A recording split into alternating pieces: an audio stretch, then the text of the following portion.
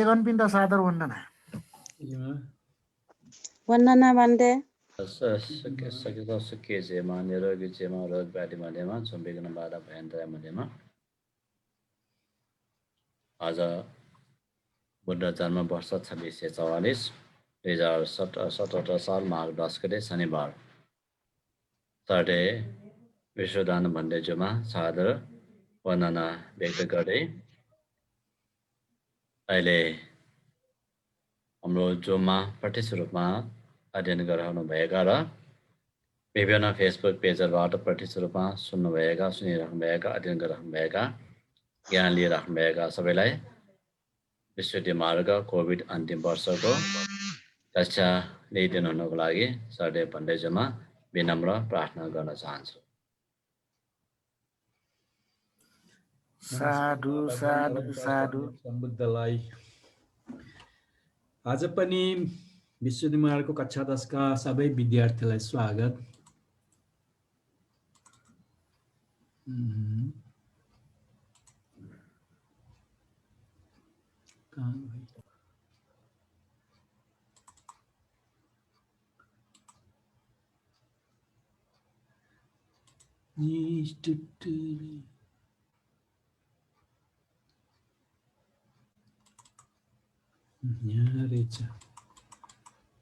अनुलोम ज्ञान त विद्यार्थीहरू वा उपासक उपासिकाहरू आज अनुलोम ज्ञान विषयमा पढ्ने। आज पनि विषय धेरै लामो छैन। संकारोपेक्षा ज्ञान, संकारोपेक्षा ज्ञान पछि आउने ज्ञान। यहाँ कता कता के भनेको छ भने अनुलोम ज्ञान भने कुनै छुट्टो ज्ञान होइन, संकारोपेक्षा ज्ञान प्राप्त भइसकेपछि जो मार्गफलको अभ्यास गरिन्छ त्यसको लागि जुन उदय ज्ञान वा सम्मसन ज्ञान छ, उदय ज्ञान सबैको एकपछि अर्को फेरि विचार गर्दै एकपछि विचार गर्छ। त्यस ज्ञानलाई चाहिँ अनुलोमन ज्ञान भनिएको। पुरानो चिजलाई दोहोऱ्याएको त्यसलाई हामी समीक्षा भन्छौँ नि। राम्रो एकपछि अर्को लगातार समीक्षा गरेकोलाई नै अनुलोम ज्ञान भनेर कतै बताएको छ। त्यसले यसमा छुट्टै नयाँ कुरो छैन। पहिला जुन हामीले अध्ययन गरिसकेका छौँ त्यो नै बार बार दोहोरिन्छ, यसमा दोहोऱ्याएको छ भनौँ न। अब सुरु गरौँ। त्यसलाई त्यस संस्कारोपेक्षा ज्ञानको आसेवन गर्दै भावना गर्दै अभ्यास गर्दै आलम्बनमा निश्चल रूपले रहनाले उत्पन्न अधिमोक्ष श्रद्धा प्रबलतर उत्पन्न हुन्छ। वीर्य राम्ररी प्रयत्नशील हुन्छ, स्मृति राम्ररी उपस्थित हुन्छ, चित्त राम्ररी एकाग्र हुन्छ, संकारोपेक्षा धेरै नै तेज भएर उत्पन्न हुन्छ। यो भूमिका बाँध्यो अनुलोम ज्ञानको लागि एउटा बाटो तयार गरे। के भने संकारोपेक्षा ज्ञान आधारभूत भयो। योभन्दा अगाडिको त्यही हो। हरेक जुन ज्ञान छ त्यो ज्ञान प्राप्तिको लागि त्यो अगाडिको ज्ञानको आधार मात्रै आएको भन्ने कुरोमा त्यहाँ बताएको छ। यसमा पनि अनुलोमन ज्ञानलाई आधार संकारोपेक्षा ज्ञान हो। त्यसैले संकारोपेक्षा ज्ञानको आसेवन गर्दै त्यसलाई आचरण गर्दै भावना ध्यान अभ्यास भन्दा भावना भनेको कुशल विचार वृद्धि गरेर लाने, भावना गर्दै अभ्यास गर्दै त्यसले बार बार फेरि कोसिस गर्दै आलम्बनमा निश्चल रूपले। अब संकारोपेक्षा ज्ञान भनेको नै कर्ता भाव नभएर शून्य अवस्थामा गएर केही चिजमा पनि कुनै इच्छा आदि नभएको उपेक्षाले बस्ने हुनाले यहाँ नयाँ शब्द आयो, निश्चल रूपले कुनै हलचल नगर्ने, एक ठाउँ रहिरहने भन्ने अर्थमा निश्चल रूप रहनाले उत्पन्न अधिमोक्ष श्रद्धा भने यो चाहिँ श्रद्धा अधिमोक्ष श्रद्धा प्रबलतर उत्पन्न हुन्छ। त्यसपछि वीर्य राम्रो प्रयत्नशील हुन्छ, स्मृति राम्रो उपस्थित हुन्छ, चित्त राम्रो एकाग्र हुन्छ, संकारोपेक्षा धेरै नै तेज भएर उत्पन्न हुन्छ। त यो भनेको 5 इन्द्रिय कुरा आयो। श्रद्धा, वीर्य, स्मृति, समाधि, प्रज्ञा पञ्च इन्द्रिय छ। पहिला श्रद्धा प्रबलतर भयो। त्यो त्यति प्रबल भइसकेपछि वीर्य पनि प्रयत्नशील, वीर्य भने कोसिस गर्ने हो, प्रयत्नशील भयो। स्मृति राम्रो उपस्थित भयो, चित्त एकाग्र भयो, समाधि नै चित्त एकाग्र भयो। अनि प्रज्ञामा चाहिँ संकारोपेक्षा जुन प्रज्ञा छ एकदम तीव्र भएर उत्पन्न भएर आयो भनेर यो भूमिका बाँधियो अनुलोम ज्ञानको लागि। त्यसरी आएपछि यहाँ चाहिँ अब विधिको कुरा आयो, कसरी अनुलोम ज्ञान आउँछ भविष्य कसरी भन्ने कुरा बताउनु खोजेको छ। अब मार्ग उत्पन्न हुन्छ यसरी सोचेर त्यसको संस्कारोपेक्षा संस्कारहरूले अनित्य दुःख अनात्मको स्तरमा विचार गरी भवाङ्गमा उत्रिन्छ। यो विधिमै अब एउटा रूप उत्पन्न विनाश हुँदासम्म 17 चित्त उत्पत्ति हुन्छ। त्यसमा सुरुमा 3टा, बिचमा 5वटा अनि 7वटा जौन, 2टा तदारम्भ हुन्छ, 17वटा हुन्छ। त्यसमा सुरुको एउटा विधिको रूपमा बताएको यो भवाङ्गमा उत्रिन्छ। भवाङ्गको अनन्तर संस्कारोपेक्षामा गरिएको ढङ्गले नै संस्कार अनित्य दुःख अनात्मक स्तरमा आलम्बन गर्दै त्यसमा तपाईँ 4 प्रकारले, 6 प्रकारले, 8 प्रकारले, 10 प्रकारले, 12 प्रकारले, 42 प्रकारले जुन अनित्य अनात्मक विचार गरेछ त्यो संस्कारोपेक्षामा त्यो ढङ्गले भनेको गर्दै मनोद्वार वर्जन उत्पन्न हुन्छ। तत्पश्चात भवाङ्गमा रुकेर उत्पन्न भएको त्यसको क्रियाचित्तको अनन्तर अब त्यहाँ भवाङ्ग भन्छ यहाँ क्रियाचित्त भन्ने कुरो चाहिँ अब यहाँ अलिकति मलाई कन्फ्युज छ, स्पष्ट छैन। किन क्रियाचित्त भनेको अरहन्तको मात्रै हुन्छ। क्रियाचित्त भनेको हाम्रो पनि जुन चित्त छ त्यसमा तृष्णा छ, त्यसले कर्मफल दिन्छ। तर अरहन्तको चित्तमा त अब तृष्णा भन्ने रहेन, सबै मुक्त भइसकेको छ, अविद्या तृष्णा नष्ट छ। खालि त्यो क्रिया भने काम गर्नको लागि मात्रै। उसले पनि खानु लाउनु पर्छ, हामी पनि खानु लाउनु पर्छ। हाम्रो चाहिँ खानु लाउनु इच्छा आउँछ हैन, त्यो इच्छाले गर्दा त्यो कर्मफल दिन्छ। उसको के नै इच्छा नभएको काम त्यो नभएर तृष्णा दिन नभएको काम साधारण इच्छा हुन्छ, यो काम छन् तृष्णा हुँदैन।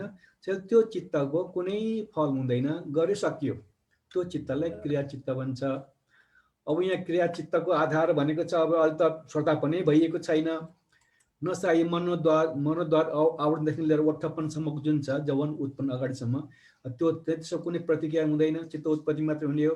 न त्यसलाई क्रियाचित्त भनेको हो कि यो अब अभिधर्मको विद्वानहरूले यसमा कता कहीँ सोध्नु होला अभिधर्मी विद्वानहरूलाई क्रियाचित्त यहाँ किन आयो भनेर।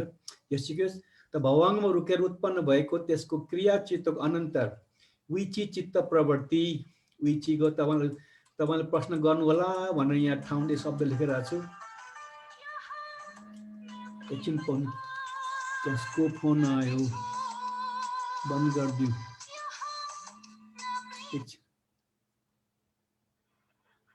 हेलो म अहिले एकछिन नि म आज यो जुम क्लासमा छु कि पछि कुराकानी गरौँ है। म त्यो विशुद्धमार्ग पढाउँदैछु। सधैँ 8 साढे 8 देखि 9 बजे 9:30 बजेसम्म क्लास हुन्छ। तपाईँ सुने हुन्छ। हस् है त पछि कुरा गरौँला। हस्। हङकङबाट आएछ हाम्रो पासक, धरानको पासक, अहिले त्यहाँ बस्नुहुन्छ। जेसिकस त विची हैन, विचीको खास चाहिँ लहर हो। त मध्यान्तर समयको अवधि भनेछ विची माने बिचको समय हैन। त्यसले जो मध्यान्तर लगातार हुनलाई अविची नरक भन्छ नि, लगातार भन्ने कुरो। त्यसले यहाँ त विची हैन। त भवाङ्ग रुकेर उत्पन्न भएको त्यसको क्रिया चित्तको अनन्तर विची चित्त प्रवृत्ति भन्ने अगाडि बढ्ने त्यस सम्बन्धी बिचको चाहिँ भनेको अब चित्त प्रवृत्ति रहित चित्तलाई सन्ततिलाई बनाइएको। जसरी पहिले 8 ज्ञानहरूको भावना गर्ने समय संस्कारहरूले आलम्बन गर्यो, त्यस प्रकार संस्कारहरूले आलम्बन गरी पहिला जवन चित्त उत्पन्न हुन्छ जुन परिकर्म भनिन्छ। त्यसपछि त्यसरी नै संस्कारहरूले आलम्बन गरी अर्को जवन चित्त उत्पन्न हुन्छ जुन उपचार भनिन्छ। त्यसको अनन्तर त्यसरी नै संस्कार आलम्बन गरी तेस्रो जवन चित्त उत्पन्न हुन्छ जुन अनुलोमन भनिन्छ। यो यसको अलग अलग नाम हो। यहाँ यो कति पेज भन्दा 119 पेजमा यो विचार जुन कुरा त्यसमा उल्लेख गरेर यो उसमा नै यो विशुद्ध मार्गमा यस्तो लेखेर छ हैन। यहाँ छोपियो। यहाँ यस्तो निमित्ततर्फ मनलाई प्रेरित गराउँदै त्यसलाई अब अर्पणाको प्राप्ति हुन्छ भन्छ। त्यहाँ छोपेको छु, म यहाँ पढेर देखाउँछु। 119 पेज।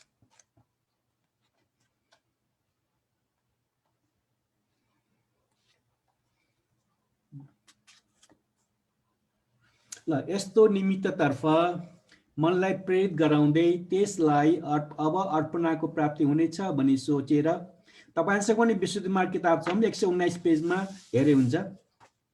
सोचेर भवाङ्ग चित्तलाई काटेर पृथ्वी भन्दै लागिरहने अनुसार उपस्थित त्यस पृथ्वी कक्षलाई आलम्बन गर्दा गर्दै मनोद्वार वर्जन उत्पन्न हुन्छ। त्यसै आलम्बनमा 4 या 5 जवन चित्त दौडिन्छन्। त्यसको अन्तमा एक रूपावचर र शेष कामावचर चित्तहरू उत्पन्न हुन्छन्, जुन स्वाभाविक चित्तहरू भन्दा बलवान्तर, वितर्क, विचार, पेत्ती, सुख र एकाग्रतायुक्त हुन्छन्, जसलाई अर्पणाको परिकर्मले परिकर्म भनिन्छ। साथै जसरी गाउँ आदिको नजिक या समीप स्थान गाउँको सिमाना गौडा भनिन्छ, यसरी नै अर्पणाको नजिक या समीप हुनाले उपचार पनि भनिन्छ। यसको पूर्व परिकर्महरू र माथि अर्पणाको अनुलोम हुनाले अनुलोम पनि भनिन्छ। जुन सबभन्दा अन्तिम हुन्छ त्यो सानो गोत्रको अभिभाव नगर्ने त महान गोत्रमा हुनाले गोत्रपु पनि भनिन्छ। यो कुरा यहाँ आएको छ, हेर्नुहोस् हैन, यो कुरा त्यहाँ दोहोऱ्याएको रहेछ। त्यो चाहिँ अब समाधिको अगाडिको हैन निमित्ताभिमुख भनेर त्यहाँ शीर्षक निमित्ताभिमुखका प्रवृत्तिको प्रतिपादन भनेर त्यो गरेको छ। त्यहाँ यसको यही कुरा त्यहाँ दोहोऱ्याएको छ। यहाँ अब अनुलोमको कुरा आयो यहाँ चाहिँ। अब त यसरी विधिको क्रम अगाडि बढ्ने क्रममा अब विधि अध्ययन गर्नु भन्ने कुरा बुझ्नु सजिलो हुन्छ। त विधि भवाङ्गमा उत्रेर पहिला त्यसको क्रिया चित्त अनन्तर त्यसपछि भनेको विचि चित्त प्रवृत्ति र रहित चित्तलाई सन्ततिलाई बढाएको। अब सन्तति भनेको चाहिँ जुन रूप एकपछि रूप बन्छ त्यसलाई सन्तति भन्छ। चित्त प्रवृत्ति चाहिँ चित्तको जुन क्रम अगाडि बढ्छ त्यसलाई प्रवृत्ति भन्छ। त्यो प्रवृत्ति र सन्ततिमा फरक छ।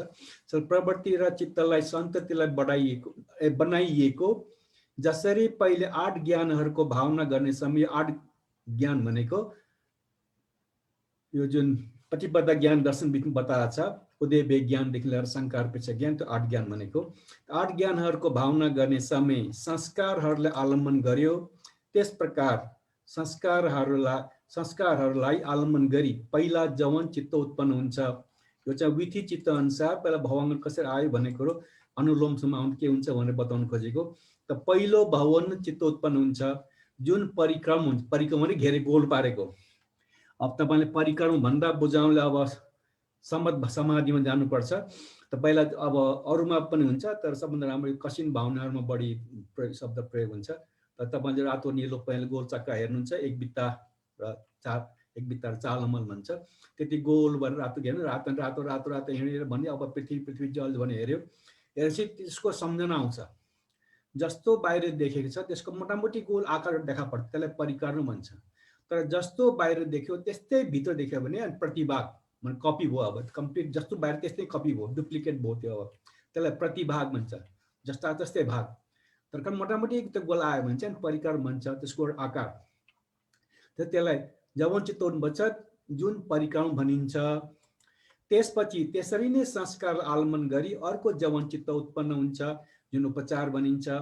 त्यसको अनन्तर त्यसरी नै संस्कार आलम्बन गरी तेस्रो जवन चित्त उत्पन्न छ जुन अनुलोम भनिन्छ। अब अनुलोम नाम यहाँ त्यो 4 उता पनि पहिला पढ्नुभयो, 3-4 जवन चित्त दौडिन्छन् भनेर। अच्छा एउटा चित्तको यहाँ बताएको छ, उसले त्यहाँ बताएन, अलग अलग नाममा दिएको छ। यसरी विधि चित्रमा जुन सुरु भएको छ हैन, अब मार्ग उत्पन्न हुन्छ भने ध्यान अभ्यास गरेर पुरा शक्ति लगा गरिसक्यो। अब उसलाई विश्वास पनि भएको छ अब मार्ग उत्पन्न हुन्छ भनेर। त्यसपछि उसले चाहिँ सुचित्त भवाङमा गएर भवाङदेखि अब हैन यो मनोद्वार अर्जन हुँदै त्यो जुन विचारको ध्यान भावना 8 ध्यानको भावना सबै गर्दछ। त्यसकोबाट जवन चित्तहरूमा परिकर्म शब्द आएको छ, जब यहाँ विचि के अरे उपचार आएको छ। अन्त आएर जवन चित्त उत्पन्न छ त्यसलाई अनुलोम भनिन्छ। भने 3-4 चारवटा शब्द होला यहाँ। आउन जवन चित्त उत्पन्न हुन्छ परिक्रम भनिन्छ। त्यसपछि त्यसै नै संस्कार आलम्बन गरी अर्को जवन चित्त उत्पन्न त्यसलाई उपचार भनिन्छ। त्यसको अनन्तर त्यसरी नै संस्कार आलम्बन गरी तेस्रो जवन चित्त उत्पन्न हुन्छ जुन अनुलोम भनिन्छ। यहाँ चाहिँ 3टा चित्तहरू छ, त्यहाँ 4-5वटा चित्त उत्पन्न हुन्छ भनेर बताएको छ। यसरी जवन चित्तको अनुसार चाहिँ यसरी अनुलोम अवस्थासम्म पुग्छ। यसमा अब धेरै विधि कुनाल धेरै अब सूक्ष्म वक्तको कारण गर्दाखेरि म तपाईँलाई धेरै व्याख्यान गर्न सक्दिनँ हैन, व्याख्यान गर्ने विषय पनि छैन। अब जसले यो विधिको बारेमा अझ माथिल्लो स्तरको विधिहरू छ त्यसमा अब त्यो अध्ययन गर्न जान्नुभएको अभिधर्मका जो शिक्षक गुरुहरू हुन्छन् उहाँहरूसँग सोध्ने यसको व्याख्यान गर्नु होला। यसलाई मोटामोटी रूपमा चाहिँ हामीले विधि चित्तको अनुसार कसरी अनुलोममा पुगिन्छ अनि जवन चित्त कसरी आउँछ भन्ने कुरो। त जम्मा अब जवन त 7वटा हुन्छ हैन। त्यो 7वटा मध्ये पहिलो, दोस्रो, तेस्रो चाहिँ यसरी परिक्रम उपचार र अनुलोम भएर जान्छ भनेर यहाँ बतायो। अनि यो चाहिँ अब त्यसको अनुसार त्यो जवन चित्तको अलग अलग नाम, युएस को अलग अलग नाम हो, जवन चित्तको नाम अलग, वा यो परिक्रमा उपचारको अलग नाम किन आयो भन्ने कुरा यहाँ विधि अनुसार बताएको मात्रै हो। अब यहाँ अर्को तरिकाले बताएको छ, साधारणतः यी 3 प्रकारका मार्ग पनि, आसेवन पनि, परिक्रमा पनि, उपचार पनि, अनुलोम पनि भनिन्छन्।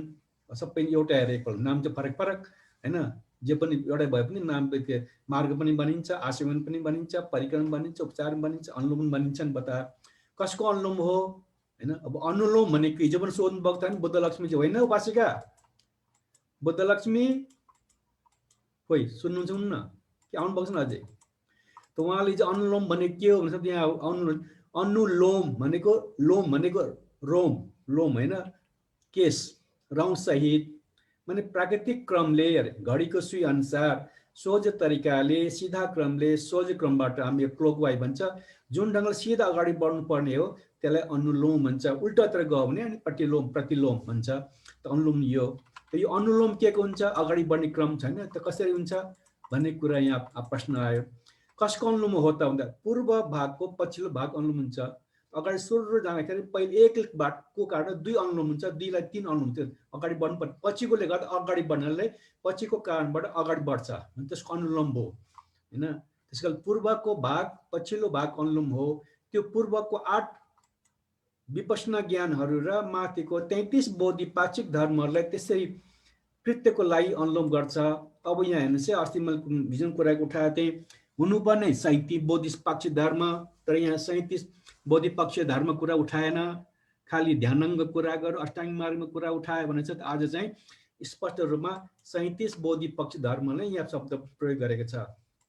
त त्यो जुन पूर्व 8 विपश्यना ज्ञानहरू छ, उदय ज्ञानदेखि लिएर संखार पैसा ज्ञानसम्म, त्यो 8 ज्ञान र माथिको 33 बोधिपाक्षिक धर्मलाई जुन अब छुट्टै गरेर मार्गफल प्राप्त गर्न जुन पादक ध्यानबाट विशेष मेहनत गर्छ, त्यही बोधिपाक्षिक धर्मलाई यसको आधारमा मार्गफल प्राप्त बोधि वा मार्गफल प्राप्त गर्ने हुनाले यो अवस्थाको चित्तको स्वभावले चाहिँ बोधिपक्ष धर्म भनिए। हुन त्यहाँ त स्मृति भने पहिला पनि छ, बिना होसले त ध्यान अभ्यास भएन, समाधि नै हुँदैन हैन, समाधि बिना हुँदैन, त्यो प्रज्ञा सबै त्यहाँ छ। तर भने अहिलेको जुन स्मृति समाधि प्रज्ञा जति पनि हाम्रो त्यो छ चित्तको कुशल चित्तको क्षमता छ, त्यसले मार्गफल प्राप्त वा बोधि प्राप्त हुनाले यसलाई चाहिँ अब बोधिपाक्षिक धर्म भनियो। पहिला भनेन, किन पहिलाको स्मृति समाधि प्रज्ञा अरू श्रद्धाले चाहिँ हैन बोधि वा मार्गफल प्राप्त हुँदैन। यो अनुलोम ज्ञान वा संकारपेक्षा ज्ञान पछि मार्ग प्राप्तिको लागि मेहनत गरेको हुनाले त्यो चित्तहरूलाई चाहिँ बोधिपक्ष धर्म भनेको छुट्टै नाम हो। यो चाहिँ किन हरेक कुरोको विमुक्त आयो, पहिला विमुक्त भनेन, विमुक्त मुख भने पहिला भनेन, फेरि विमुक्ति शब्द छ, यस्तो धेरै शब्दहरू छ। अहिले आएर नयाँ नाम दिएको छ, पहिला त्यही विषयलाई बाहिर नाम दिएन। अहिले जति पनि कुरा छ मार्गफल प्राप्त गर्ने अर्थमा मार्ग प्राप्त फलसँग जोडिएर सबै नयाँ नाम आएको। त्यसैले यहाँ 37 बोधिपक्ष धर्महरूलाई त्यसरी कृत्यको लागि अनुलोम गर्छ, कृत्य कामको लागि अनुलोम गर्दछ, जुन अगाडि बढ्छ, जुन काम छ त्यसलाई भनेको यो हैन।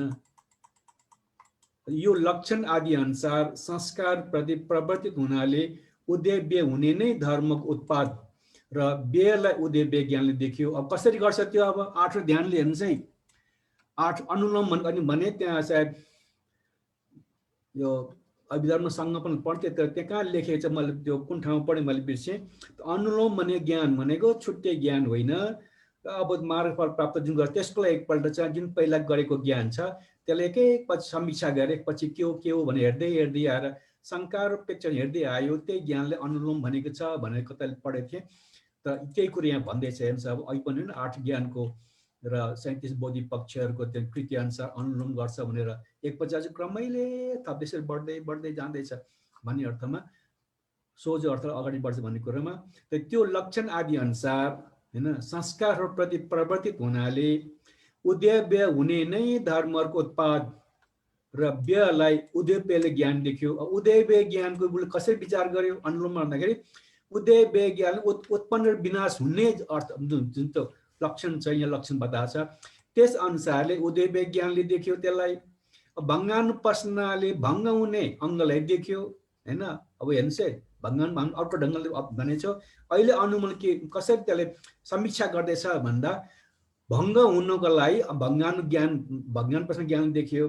भए त प्रस्थानको हैन भययुक्त हुँदा पनि हैन भएको स्तरमा जानकारी भयो, यो हुँदा पनि भएको कि भयो यो खोइ न त भएको छ त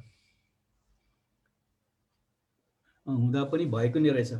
त भङ्गा यो भए त प्रस्थान के लागि भन्दा भएको युक्त देख्नलाई, आदि नव के लागि भन्दा दोषयुक्त देख्नलाई हैन, आदि अनुसार दोषयुक्त नै दोषलाई देखियो, त्यो ध्यान त्यहाँ देखियो। निर्वेद प्राप्त योग्यमा नै निर्वेद ज्ञानले निर्वेदलाई प्राप्त भयो। निर्वेद भनेको विरक्त लाग्ने, त्यो विरक्त लाग्ने विषय भएको हुनाले नै त्यसबाट नै त्यो ध्यानको नाम नै ज्ञानको नाम नै निर्वेद ज्ञान राखियो। त्यसैले निर्वेदलाई प्राप्त भयो। अब छुटकारा योग्यमा नै मुञ्चितो कम्मिता ज्ञान, छुटकारा पाउने इच्छा भयो। अब मुञ्चितो शब्दले नै मुक्त भएर जाने इच्छा, अनि कम्यता मुक्त इच्छा, त छुटकारा पाउने योग्य भएर नै त्यो इच्छा भएको। त्यसले चाहिँ वा भन्नु त्यो जुन त्यहाँ स्वभाव अध्ययन भयो, जानकारी आयो हैन, अनुभूति भयो, त्यसले चाहिँ उसलाई मुक्त हुने इच्छा बताए। त्यसैले छुटकारा योग्यमा नै मुञ्चितो कम्यता ज्ञान, छुटकारा इच्छा भयो। जान्न योग्यलाई प्रतिसङ्ख्याले भयो, विचार गर्यो एकपछि अर्को फेरि हैन। त जान्नु योग्य भएको हुनाले त्यो बार विचार गर्यो, जसमा अब अशुभ जोडेर त्यो लक्षण भने त अशुभ जोडेर फेरि विचार गर्यो। जानेर उपेक्षा योग्यलाई नै संस्कार उपेक्षा गर्यो। अब त्यो संस्कार जुन हामीबाट अलग बन्न सक्छौँ, त्यसैले भएको हुनाले त्यो चाहिँ अब संस्कार उपेक्षा भएर उसले अब त्यो ज्ञान वृद्धि गर्यो। यसरी अर्थले भन्ने चाहिँ त्यस प्रतिपत्तिले पाउनको कारण यी 8 ज्ञानहरू र माथिको 37 बौद्धिपाक्षिक धर्महरूको त्यसरी कृत्यको लागि अनुलोम गर्यो हैन। जुन उसले कसरी आयो भन्दा त्यो के काम भन्दा उदय ज्ञान लेखेर शङ्कार उपेक्षा 8 ज्ञान छ, त्यसको के विस्तार आएको के लागि गर्यो भनेर लगातार एकपछि अर्को हेर्दै अनुलोम, त्यो घडीको स्विच चल जस्तो बिस्तार अगाडि बढ्यो भने हाम्रो 8 ज्ञान छ। त्यसपछि जुन बोधि प्राप्त गर्नलाई जुन चित्तको स्वभाव छ, त्यो बोधि प्राप्तिको आधार भएको हुनाले 37 बोधि पक्ष बन्यो। त्यो विशेष जुन अभिजन पढेको छ हामीले, त्यो विशेष मेहनत छ चित्तको स्वभाव, त्यस अनुसार पनि एकपछि अर्को लगातार कसरी भयो भनेर अनुलोम वा हाम्रो अलिक बुझाउनु भाषा भने नै समीक्षा गर्यो भन्नु। एकपछि अगाडि त्यो जानकारी उसले बढाउँदै लग्यो आफ्नो गरिसकेको कुरालाई हैन।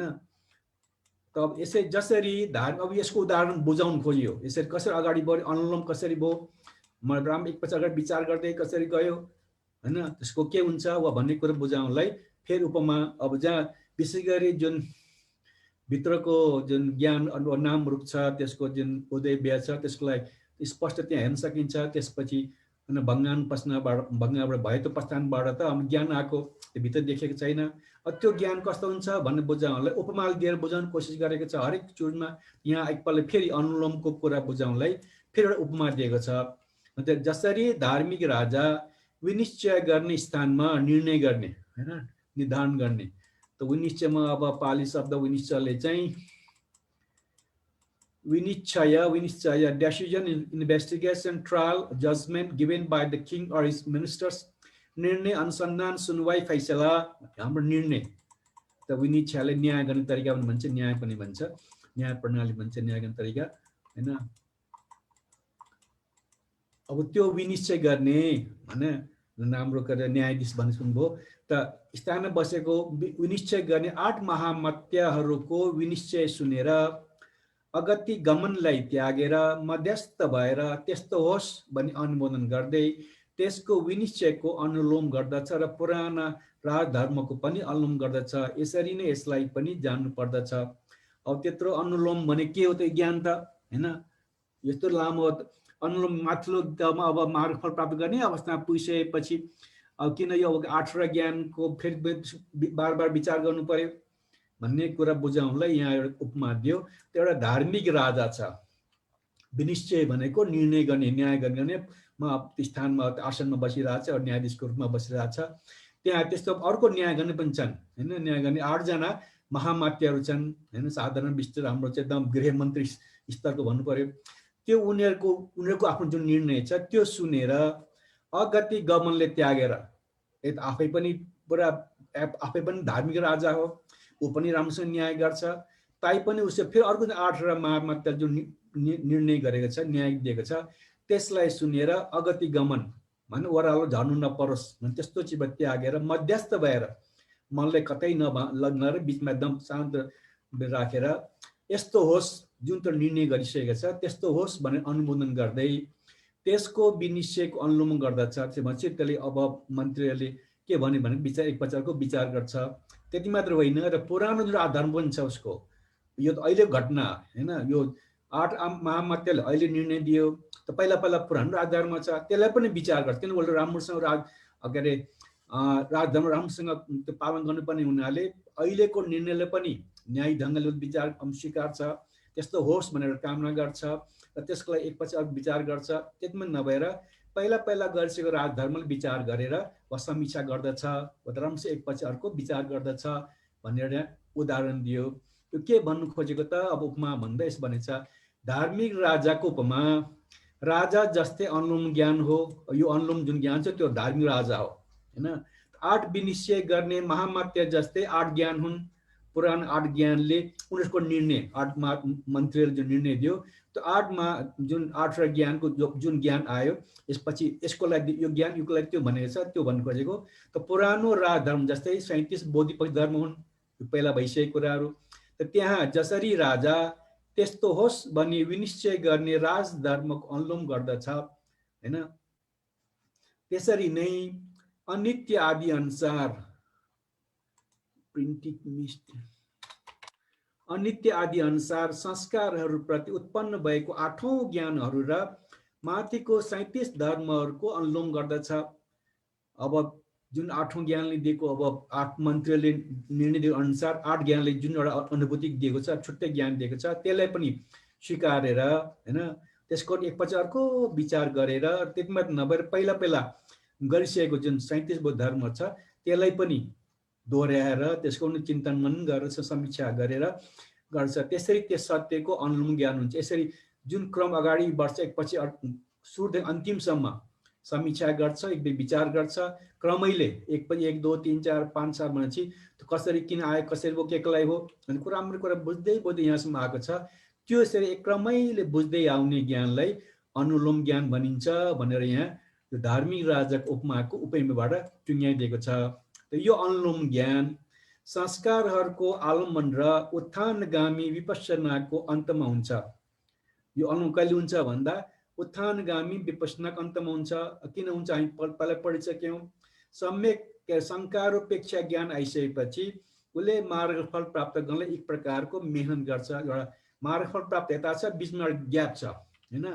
त्यो ग्यापलाई जुन मेहनत गर्छ त्यो चाहिँ अब मार्गफल प्राप्त गर्ने त माथिल्लो तहको लोकोत्तरमा जाने हैन गोत्र नै चयन गरेर माथि उक्लिनु पर्ने हुनाले उत्थानगामी भनेर त्यसको नाम दिएको छ।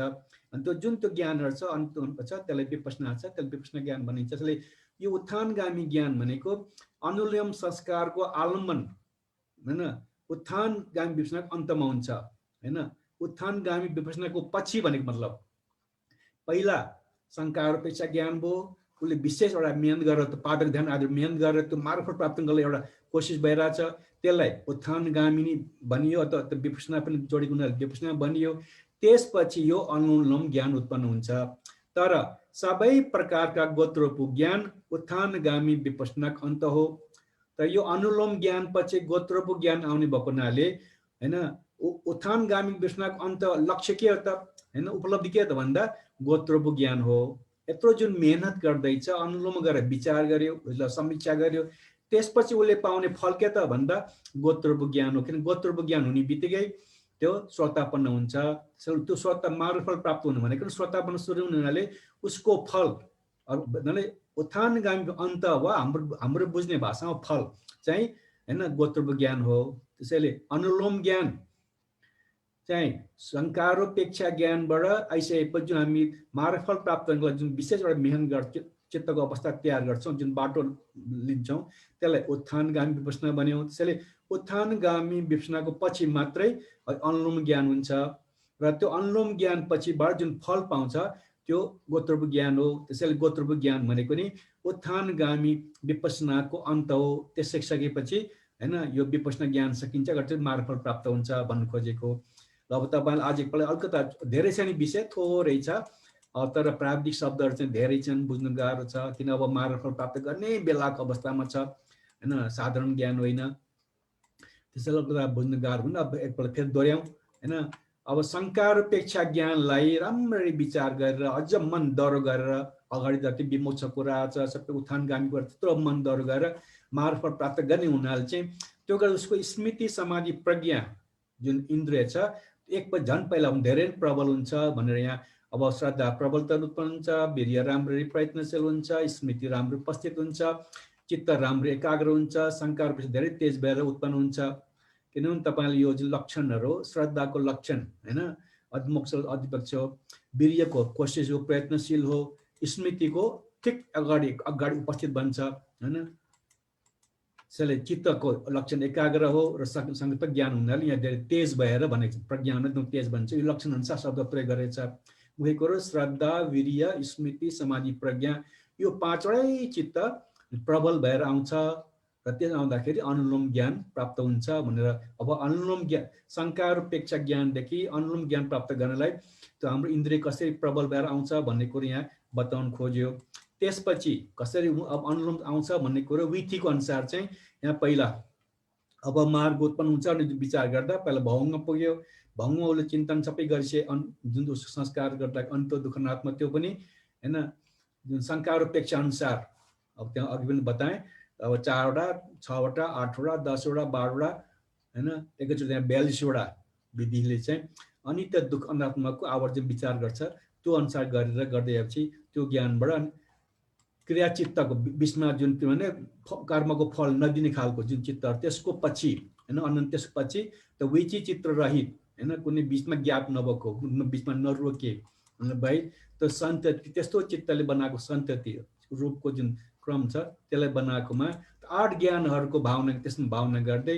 पहिले एउटा जवन चित्त उत्पत्ति हुन्छ हैन त्यसलाई चाहिँ परिकरण बन्यो दोस्रो जुन चित्त उत्पत्ति हुन्छ त्यसलाई उपचार बन्यो तेस्रो जुन जवन चित्त त्यसलाई अनुलोम बन्यो यसरी यो नाम दिएको भनेर यहाँ चाहिँ अलिकता संकेत गरेर बुझाउन कोसिस गरेको छ त्यसपछि अनुलोमको खास अर्थ हो एउटा एकपछि अर्को लगातार अगाडि बढ्दै विचार गर्दै जाने भन्नेको अर्थ अनुलोम भनेको छ के भन्दाखेरि अब पहिला सबभन्दा पहिला ज्ञान हैन पहिलाको जुन 8वटा ज्ञान भनेको छ अब उदयवे प्रतिपदा ज्ञान दर्शन विशुद्धि छ त्यहाँ फेरि दोहोऱ्याउनु होला 8वटा जुन छ उदयवे ज्ञानबाट त्यहाँ 8वटा ज्ञान एकपछि अर्को गरेर त्यो ज्ञानको विचार गर्छ तर अहिलेको जुन विशेष छ उसलाई जुन सहयोगी छ पाद ध्यानबाट अगाडि बढ्नुपर्ने छ त्यो 37 बोधि पक्ष धर्महरू किन बोधिलाई मार्फत प्राप्त गर्नलाई आधार हुनाले यसले 37 बोधि पक्ष भनेको छ चित्त अनुसार त थोरै हुन्छ तर 4 सतिपठान 4 5 इन्द्रिय भनेर जुन व्याख्यान गरेको छ 8 अष्टाङ्गी मार्ग भनेको छ 7 बोधिङ भनेको छ तर त्यो नाम अनुसार 37वटा हुन्छ तर सबै गरेर चित्त लियो भने 37वटा हुँदैन किन एउटै स्मृतिलाई ठाउँ ठाउँमा दोहोऱ्याएको छ एक ठाउँमा वीर्यलाई ठाउँ ठाउँमा दोहोऱ्याएको छ चित्त धेरै हुँदैन तर जुन समूहको नाम छ त्यो अनुसार 37वटा बताएको छ जसको यो जो बोधि प्राप्त हुने मार्गफल प्राप्त हुने आधार हुनाले यसको पनि कामलाई उसले एकपछि अर्को विचार गर्छ कसरी विचार गर्छ भन्दा यहाँ मजाले के कुरा बताएको छ लक्षण अनुसार भाव भङ्गानुपासना उदय विज्ञान किनभने उत्पादव्यको त्यो लक्षण हेर्नलाई भङ्गानुपासना के भन्दा भएको त स्वभाव देख्न के अरे भङ्गान के भने भङ्ग भएर जाने हैन भए त पस्तान केको लागि भन्दा भय युक्त भएको त्यो देख्नलाई आदि नभयो भने के भन्दा दोष देख्नलाई हैन निर्वेद के भन्दा निर्वेद हैन निराश हुने भनेको उदासीन भनेको छ त्यो प्राप्त गर्नलाई मुञ्चित कमित के भन्छ छुटकारा पाउने इच्छा गर्नलाई त्यो प्रतिसंख्या किन भन्दा फेरि बारबार जान्ने विषय बार विचार गर्नलाई र जुन त्यो उपेक्षा गर्न सकिन्छ त्यसको कारणले शङ्का उपेक्षा गर्ने भनेर 8वटा मार्ग 8वटा ज्ञान एकपछि अर्को विचार गर्यो त्यसमा जुन 37 बोधि पक्ष त सबै त्यसमा सँगसँगै आउँछ त्यसलाई फेरि विचार गरेर एकपछि अर्को दुवैको एउटा ज्ञान 8वटा ज्ञान अर्को 37 बोधि पक्षको पनि एकपछि अर्को त्यो काम कसरी गर्छ भनेर उसले विचार गर्यो मैले बुझाउनले तपाईँलाई समीक्षा भने एकपछि अर्को मन विचार गरेर त्यसको काम गर्ने तरिका क्रम कसरी अगाडि बढ्दैछ हैन कसरी ज्ञानको उपलब्धि हुँदैछ सबै कुरा बुझ्नलाई यसरी अनुलोम गर्दछ वा त्यसरी अनुलोम ज्ञान भनेको एकपछि अर्को विचार गर्दै जाने जुन काम छ त्यो कामलाई चाहिँ त्यो जुन ज्ञान पाइ त्यसलाई चाहिँ अनुलोम ज्ञान भनिन्छ भनेर त्यो अनुलोम ज्ञानको अनुसार यहाँ चाहिँ एकपछि अर्को क्रमैले 8वटा ज्ञानको विचार गरेको देखाइएको छ यो कुरा बुझाउनलाई कसरी क्रमैले बुझाएको कसरी भन्ने बुझाउनलाई चाहिँ उपमा दियो। तर धार्मिक राजा छ, आफै पनि धार्मिक छ, ऊ पनि न्याय गर्छ, विनिश्चय न्याय गर्छ। फेरि त्यहाँ अर्को उसको 8 महामन्त्री, साधारण होइन, विशिष्ट मन्त्रीहरू छन्, महामन्त्रीहरू छन्, उनीहरूले पनि अब केही एउटा निर्णय गर्यो।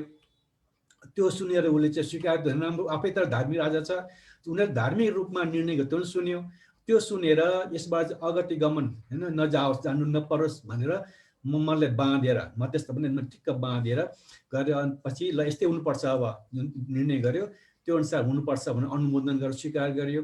त्यस अनुसार उसले एकपछि अर्को जुन निर्णयलाई विचार गर्दै लग्यो। त्यति मात्रै नभएर पुरानो राजधर्मको पनि उसले एकपछि अर्को विचार गर्यो होइन। यसरी चाहिँ राजधर्म काम भयो भनेर उदाहरण दियो। त्यो उदाहरणको अर्थ के त भन्दा धार्मिक राजा भनेको नि अहिले प्राप्त भएको अनुलोम ज्ञान भन्ने मात्र त भनेको कुनै त गल्ती छैन, एकदम मध्यम मार्ग बिचमा छ। 8 विनिश्चय गर्ने महामन्त्री जस्तै 8 ज्ञान हुन्, पुरानो ज्ञान। अब 37 बौद्ध पक्ष चाहिँ राजधर्म, पुरानो राजधर्म के हो भन्दा अब जुन त्यो 8 ज्ञानले जुन निर्णय अब यहाँ मन्त्रीले निर्णय दियो, 8 ज्ञानले जुन हाम्रो त्यो यो भनेर जुन ज्ञानको अर्थ जुन उपलब्धि छ त्यसको निर्णय उपलब्धि दियो, त्यो उपलब्धि अनुसार हुनुपर्छ त्यस्तो होस् भन्ने उसले जुन काम गर्यो त्यो चाहिँ राजधर्म। त्यति गरिसकेपछि फेरि अब पछिको 8 एकपछि विचार गरेर होस् पनि काम नगरेपछि फेरि पहिला जुन राजधर्महरू छ भनेको जुन 37 बौद्ध धर्म छ त्यसको पनि राम्रोसँग चिन्तन मन विचार काम तरिका विचार गरेर होइन जो त्यसलाई अनुमोदन गर्यो। त्यसैलाई नै होइन अनुलोम ज्ञान भनिन्छ भनेर यहाँ त्यो राजधर्मको धार्मिक राजाको उपमालाई अनुलोम ज्ञानलाई प्रमाणित गर्नलाई यो उदाहरण दिएको हो। यसै गरी यो ज्ञान चाहिँ अनुलोम ज्ञान समाप्त भयो। त्यसमा छोटकरी के भने अनुलोम ज्ञान, शङ्कारोपेक्षा ज्ञान, अनुलोम ज्ञान अनि गोत्रप ज्ञान। अब पछि हामी भोलि पर्छ गोत्रप पढ्छौँ। त्यो 3टा ज्ञान मध्ये बिचमा उत्थानगामिनी शब्द अस्ति यहाँ अहिले आएको छैन, पहिला हामी पढेको थियौँ। तर शङ्कारोपेक्षा ज्ञान पाएपछि एकदम उपेक्षित के अरे उपेक्षासित भइसकेपछि केही चिज देखेन उसले सबै सुनिदिएपछि यहाँ अब मुन्चितो कमिताले कारणबाट उसले स्वरूप मुक्ति हुन चाहने त इच्छा आइसक्यो। त्यसलाई अझ प्रबल गर्नुलाई पुरा अझ मन दर्गनलाई प्रतिसङ्ख्याले अझ दोहोरो बनाइसक्यो। त्यसले गर्दा सबै शून्य देशजन पुरा कसैमा केही आसक्ति छैन, केही पनि प्रभाव उसमा छैन, उपेक्षित भएर बसिरहेछ, मजाले शान्त बसिरहेछ। त्यसपछि उसको अन्तिम काम के त भन्दा मार्गफल यो संसारबाट अलगिने त्यो कामले हिँड्नु पर्यो। त्यो जानु छ अनुलोम र गोत्रबुबाट मार्गफल प्राप्त गर्नु छ। तर त्यसको लागि जुन बाटोले विशेष अभ्यास गर्छ त्यसलाई उत्थानगामिनी भन्यो। उत्थानगामिनी जुन विपश्यना अनित्य दुःखनात्मक अभ्यास गर्छ त्यसलाई विपश्यना भन्छ। सबै मिलाएर चाहिँ उत्थानगामी विपश्यना भन्यो। बिचमा अब पातक ध्यान सबै छ होइन, 37 बौद्ध सबै त्यसमै बिचमा आउँछ। र त्यो चाहिँ उत्थानगामी छ। त अनुलोम ज्ञान भनेको चाहिँ शङ्कारोपेक्षा ज्ञान पछि उत्थानगामीको बाटो छ, अभ्यासको क्रम छ। त्यसपछि अनुलोम ज्ञान पाउँछ। त्यसैले अनुलोम ज्ञान भनेको उत्थानगामीको पछि अन्तमा हुन्छ। तर त्यो अनुलोम ज्ञान पछि फेरि गोत्रबै आउनु हुनाले उत्थानगामी र अनुलोम ज्ञानमा उत्थानगामी विपश्यना र अनुलोम के पर्छ भन्दा उत्थानगामीले जुन मेहनत गर्छ, जुन बाटो अभ्यास गर्दैछौ त्यसको अन्त वा त्यसको परिणाम, त्यसको लक्ष्य जुन छ त्यो भनेको गोत्रभु ज्ञान हो।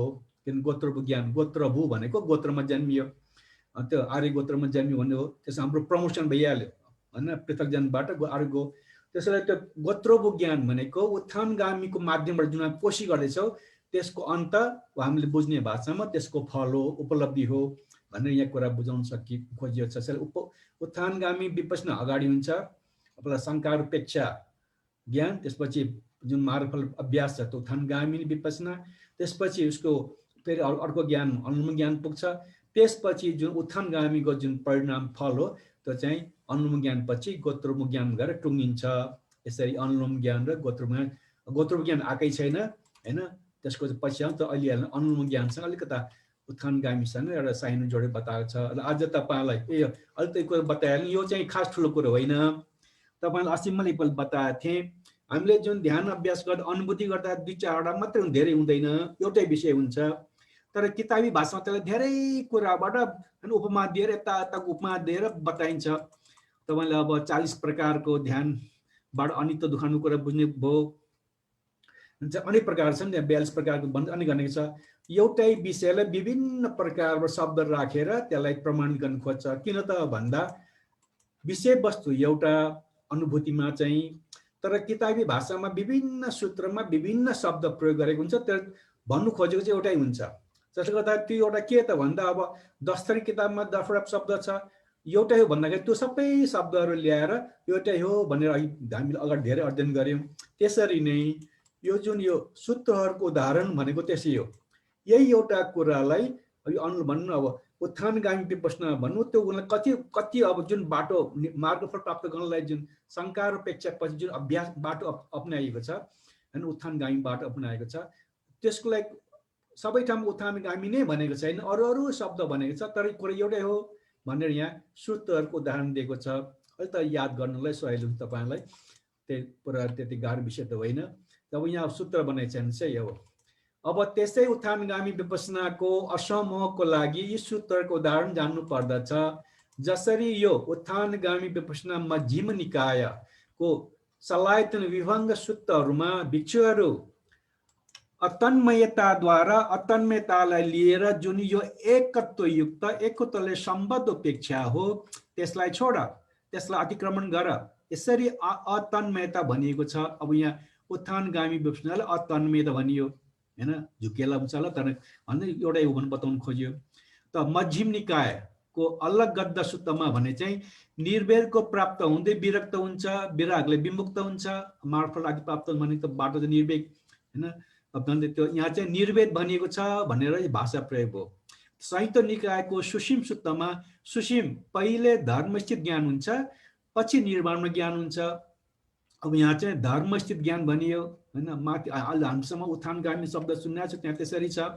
त दिग्गज निकायको पोठपाद सूत्रमा पोठपाद पहिले संज्ञा उत्पन्न हुन्छ, पछि ज्ञान उत्पन्न हुन्छ, यसरी यहाँ उत्तम संज्ञा भनियो, भाषा पे फरक भयो त विषय एउटै हो हैन। दिग्गज निकायको दशोत्तर सूत्रमा प्रतिपदा ज्ञान दर्शन विशुद्धि परिशुद्ध प्रधानी अङ्ग हो, यहाँ अब प्रधानी बनेको छ। प्रतिशब्द मङ्गमा माथि हामीले भनिसकेका छौँ होइन, बार बार आएको शब्द प्रयोग भएको छ यहाँ। प्रतिशब्द मङ्गमा जुन मञ्चित कम्यता हो, जुन प्रतिसङ्ख्या ज्ञा प्रतिसङ्ख्यान प्रश्न र जुन शङ्कापेक्षा हो, यी धर्म एक अर्थयुक्त हुन्, व्यञ्जन नै भिन्न छन् होइन। यो त हामीले त बार बार दोहोरिसकेको छ, हामी बुझिहाल्छौँ। त एउटै कुरो हो भनेको फेरि प्रतिशब्द वर्गमा त्यसको बताएको छ। यसरी होइन, यसरी 3 नाम भनेको छ। पठानमा चाहिँ गोत्रोबुकको अनुलोम हुन्छ, अवधानको अनुलोम हुन्छ, यसरी 3 नामले बनेका छन्। तर यसरी जति पनि भाषा फरक भए पनि कुरो चाहिँ उत्थानगामी बार बार भनिरहेका छौँ। शङ्का र अपेक्षा ज्ञान प्राप्त भएपछि मार्ग प्राप्त गर्ने एउटा जुन नयाँ बाटो जुन क्रम अगाडि बढ्छौँ त्यसलाई उत्थानगामी भनेर हामी पढ्यौँ। त्यही कुरा नि यहाँ विभिन्न सूत्र अर्को नामले बोलेको छ, तर हुनु चाहिँ उत्थानगामी नै हो भनेर प्रमाण दिन खोजेको। अन्तमा चाहिँ मध्यम निकायको रथ विनि सूत्रमा के आबुस प्रतिबद्ध ज्ञान विशुद्धिको लागि भगवानसँग ब्रह्मचारी वास गर्छन्। यसरी अब त्यहाँ चाहिँ प्रतिपदा ज्ञान दर्शन विशुद्धि भयो। यही प्रतिपदा ज्ञान दर्शन विशुद्धि आधारमा अब हामीले पढ्दा चाहिँ 8वटा जुन ज्ञान छ त्यसलाई चाहिँ प्रतिपदा ज्ञान दर्शन विशुद्धि भनेर हामी पढ्दै आयौँ। त आधार साक्षात् बुद्धघोष मास्टर आचार्यले चाहिँ यसरी लिएको होला होइन, यहाँ थप्दा तर नाम फरक, त कुरो चाहिँ शङ्का र अपेक्षा ज्ञान प्राप्त भइसकेपछि जुन मार्ग प्राप्त गर्ने एउटा छुट्टै एउटा बाटो अपनाइन्छ, अभ्यास गरिन्छ, आचरण गरिन्छ, त्यो बाटोलाई उत्थानगामी विपश्यना हामीले पढ्यौँ। र त्यसलाई विभिन्न सूत्रमा विभिन्न शब्द प्रयोग गरेको छ, तर विषय चाहिँ मार्गफल प्राप्त गर्ने चाहिने जुन मार्ग छ, बाटो छ, त्यसैको नाम हो भनेर यहाँ सूत्रहरूको उदाहरण दिएको छ। यो त्यति गाह्रो छैन, खालि शब्द किन भयो भनेर याद गर्न सक्नुभयो भने काफी छ। आज तपाईँलाई यति नै, विषय धेरै ठुलो छैन, प्राविधिक विषय अलिक धेरै छ, तर दोहोऱ्याउनु पनि, अनुलोम भनेको दोहोऱ्याएर विचार गरेर समीक्षा गरेर जाने हो। एकपछि अर्को आफ्नो जानिसके बुझेकोलाई दोहोऱ्याउँदै कुरा स्पष्ट गर्ने हो। त्यसैले विषय धेरै छैन, दोहोऱ्याएको छ। त्यसैले गर्दा अब तपाईँहरूले यहाँ केही कुरा नबुझेको छ भने अब सोध्नुहोस्, मैले जाने कुरा अनुसारको तपाईँलाई चित्त बुझाउने कोसिस गर्नेछु। छ उपासक उपासिकाहरू के सोध्नु पर्ने?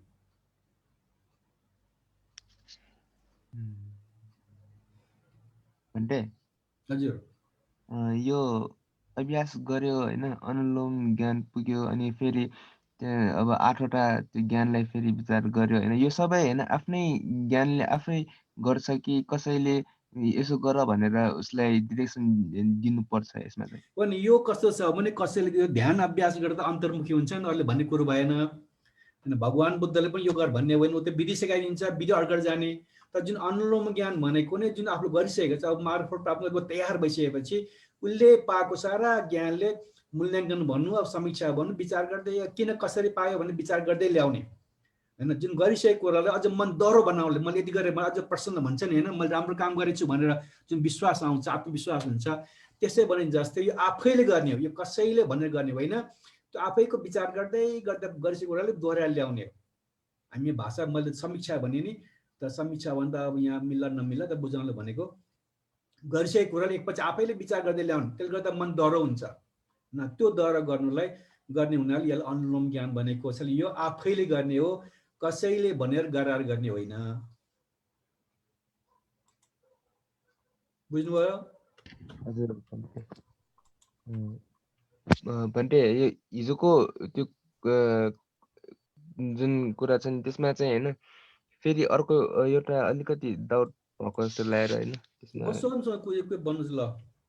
जस्तै पहिले सुनेको अनुसार चाहिँ अब कुनै साधकहरूले चाहिँ अब पहिला ध्यानाङ्ग प्राप्त गर्छन् अनि मात्रै विपसनाको लाइनमा जान्छन् होइन, त्यसमा चाहिँ केही कन्फ्युजन भएन। अनि अर्को के छ भने कुनै साधकहरूले चाहिँ ध्यानाङ्ग प्राप्त नगरिकन पहिल्यै विपसनाको साधना गर्छन् भन्ने, यसमा चाहिँ के कन्फ्युजन भयो भन्दा अब ध्यानाङ्गको अभ्यास नगरिकन विपसनामा गयो होइन, अब त्यसमा पनि अब हिजो तपाईँले भन्नुभएको अनुसार चाहिँ समाधिको लागि प्रथम ध्यान चाहिँ चाहिने नै भयो।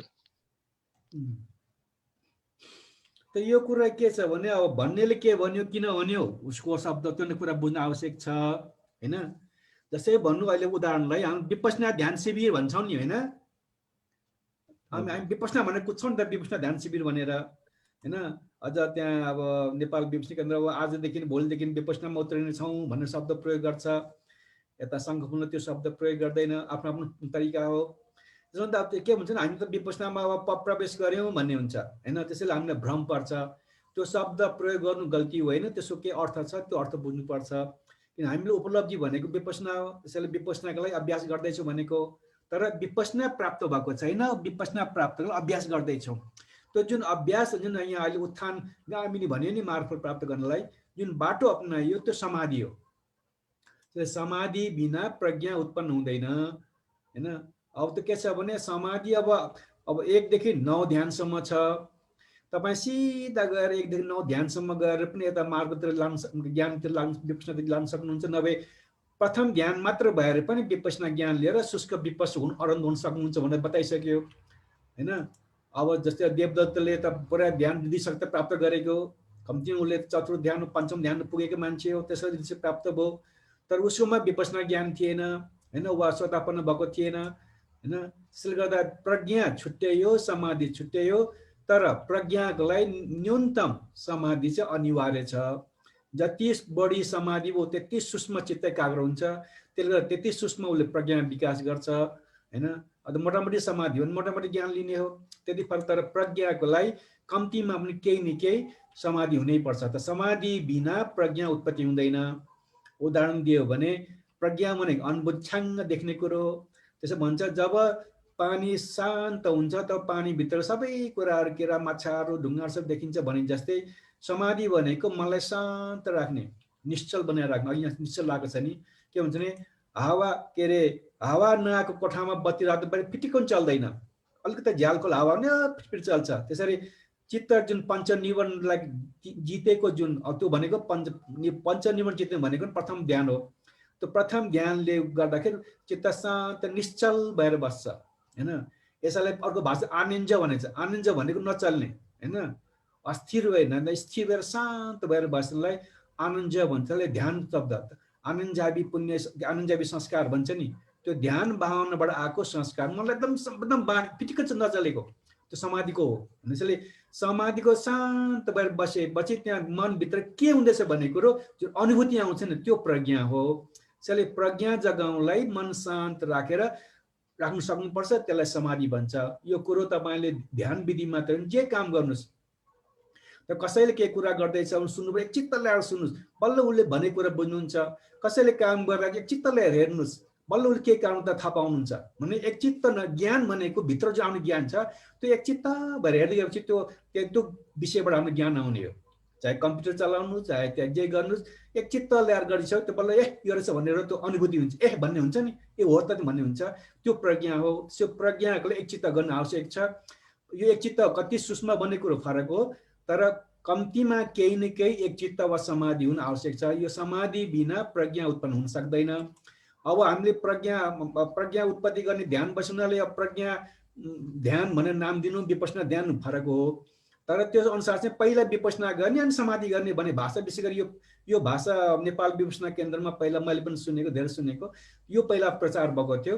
सायद आजकल गुरुले प्रचार गर्दैन होला हैन। पहिला कस्तो प्रचार भयो भने म जस्तो व्यक्तिलाई मलाई पढ्नै मन पर्दैन किताब, त मलाई सजाय त्यस्तो हुन्छ। त्यहाँ के सुन्यो भने यो के अरे पटिपति अभ्यास गरेपछि परियति पढ्नै पर्दैन भनेर त्यहाँको कुरा सुन्यो। म त मक्ख परेँ।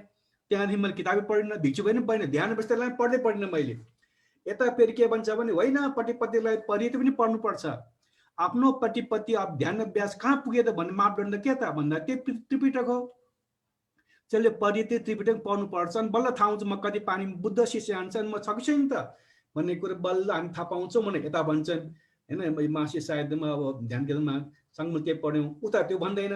तर त्यो कुरो पछि गल्ती गरेर अब होइन के अरे गोइङ्काल भन्नुहोस् न, पाली भाषाको पुरा त्रिपिटक लेखिदियो पाली भाषामा, हाम्रो देवनागरीमा। नेपाली भिक्षु अन्य कति मेहनत गरे, यो पछि विकास भएर आएको होइन। त्यसैले पहिला त्यो पनि प्रचार भएको थियो, सायद अब त्यो प्रचार गर्दैन कि हाम्रो विपश्यनाको ध्यान गुरुहरूले होइन विपश्यना पहिला गर्ने अनि समाधि गर्ने भन्छ। अब सायद उनीहरू सुधार्नुहुन्छ, जस्तो अहिले अनुभूति छ, सायद उहाँले भाषा बोल्नु होला। त्यसैले प्रज्ञाको विषयमा समाधि नभइकन प्रज्ञा हुँदैन। वा विपश्यना ज्ञान अभ्यास पहिला गर्ने अनि त्यहाँबाट समाधि पछि गर्ने कुरा हुँदैन। किन विपश्यनाको विधि नै छैन। जति विधि छ समाधिको लागि हो।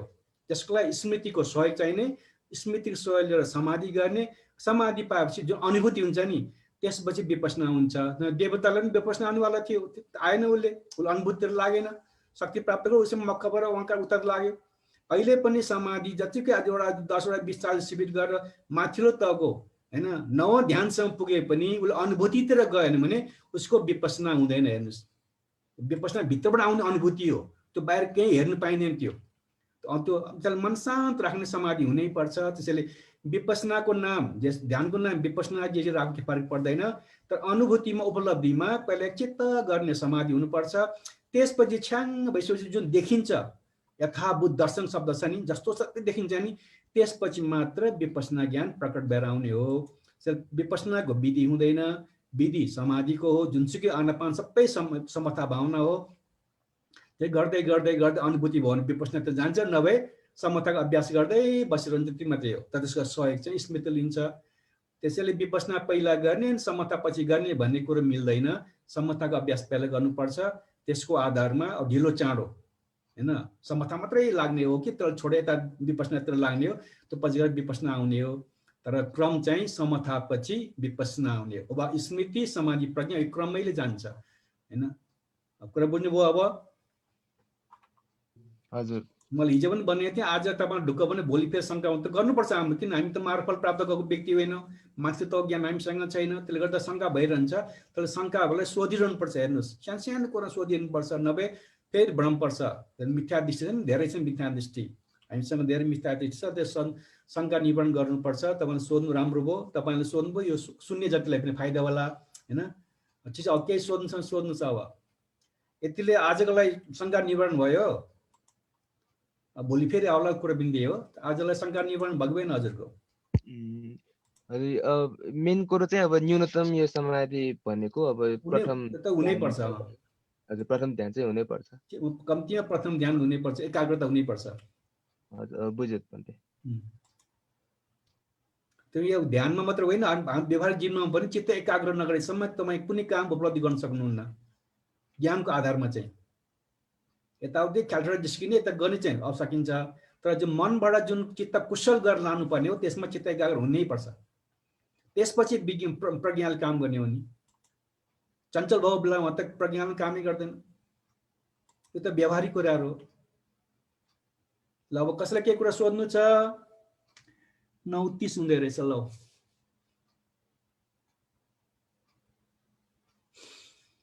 हाम्रो विद्यार्थी ध्यान बस्नुहुन्छ के सबै कुरा सुनेर। अहिले म पनि यहाँ अब यहाँ लेखेको छ नि अब मार्गफल प्राप्त हुनेछ भन्छ गरेर म पनि मार्गफल जान्छु भनेर ध्यानमा बसे जस्तो लाग्छ मलाई। सोध्दाखेरि कहिले सोध्नुहुन्न।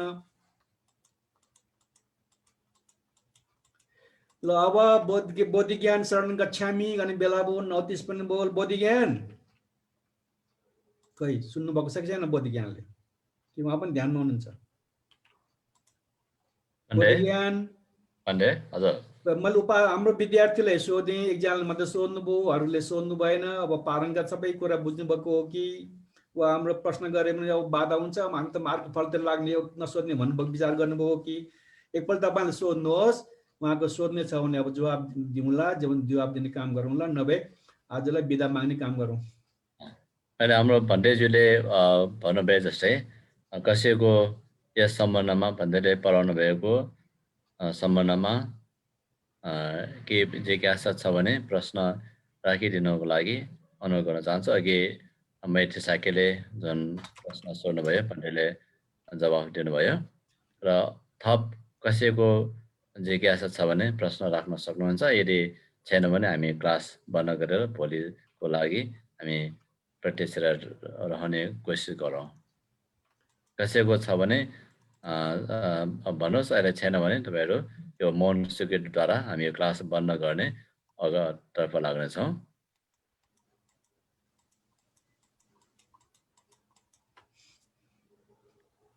अहिले प्रश्न छैन जस्तो छ। हुन्छ, अब कुनै प्रश्न भएको अवस्थामा तपाईँले प्रश्नहरू राखिराख्नुहोस्। अनि भन्डेज्यूले क्लास सुरु हुन अगाडि पनि अथवा बिचमा पनि तपाईँले प्रश्न क्लास सिधेपछि पनि भन्डेज्यूसँग प्रश्न राख्न सक्नुहुनेछ, जिज्ञासा राख्न सक्नुहुनेछ।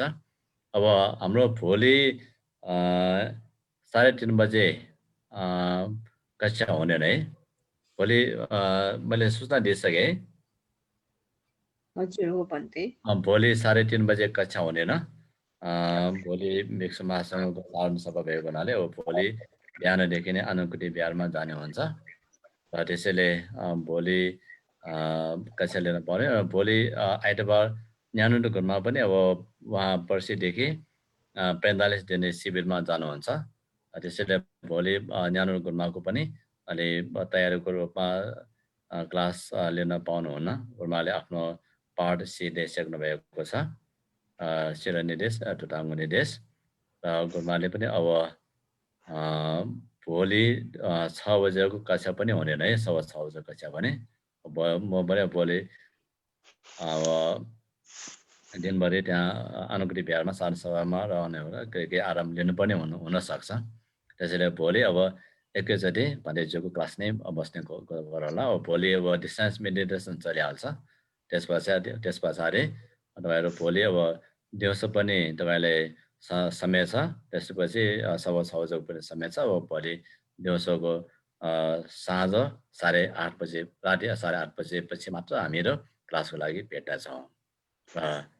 क्लास लिइदिनु भएकोमा नियमित रूपमा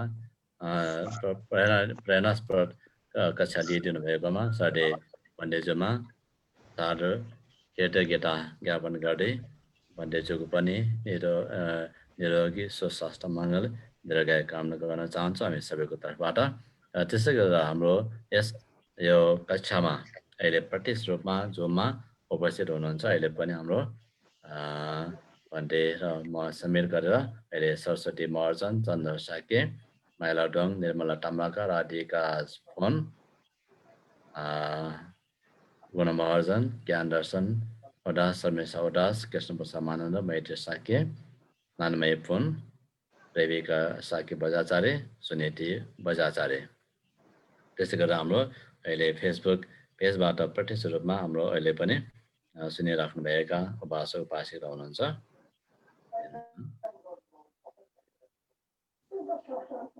अहिले पनि हाम्रो यो फेसबुक पेजबाट अहिले 425 जनाले हाम्रो यो अहिले सुनिराख्नु भएको अथवा के पढ्नु भएको अवस्था हामीले देखिराखेका छौँ। र र यसरी हाम्रो जुममा कम भए तापनि अब यसमा म पेजबाट अलि धेरै नै देखिराखेको छु र हाम्रो डाइरेक्ट पेज मार्फत सुनिराख्नु भएका पढिराख्नु भएकाहरूलाई पनि सबैलाई साधुवाद सहित धेरै भोलि अब राति मात्र अब हामी भेट्ने समय लिएर हामीहरू आजबाट बिदा हुन्छौँ तेरङ तेठाटो सदमो सधर्म जय होस् साधु साधु Sadhu, sadhu, sadhu.